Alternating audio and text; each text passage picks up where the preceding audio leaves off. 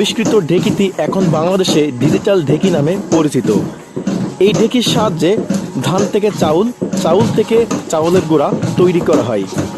Digital এই ঢেকিটি বানাতে মাহবুব ভাইয়ের সময় লেগেছে 3টি বছর। অক্লান্ত পরিশ্রমের ফলে তার এই আবিষ্কৃত ঢেকিতে দেখতে দূর দূরান্ত থেকে লোকজন এখানে আসে। তো এখন আমি মাহবুব ভাইয়ের সাথে কথা বলবো এবং আপনাদের বিস্তারিত জানাবো। তো আশা করব যে আপনারা পুরো ভিডিওটির সাথে থাকবেন। ডিজিটাল ঢেকি আবিষ্কারক মাহবুব ভাই, আসসালামু আলাইকুম।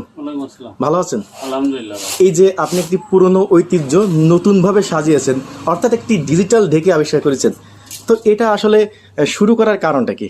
এই বিভিন্ন কারণে যে দেখি পায় না, মহিলারা বিভিন্ন ঝামেলায় মূলে থাকে, তো ওই জন্য মনে করলাম যে এই ঢেকিটা যদি কোনো কায়দায় মেশিনের দ্বারা যদি কোনো কায়দায় করা যায়, সেভাবে একটা প্ল্যান প্রোগ্রাম করে তো এই ঢেকিটা আমি শুরু করলাম আর কি বছর 2 আগে আর কি। 2 বছর মানে আপনার বানাতে সময় লেগেছে 2 বছর?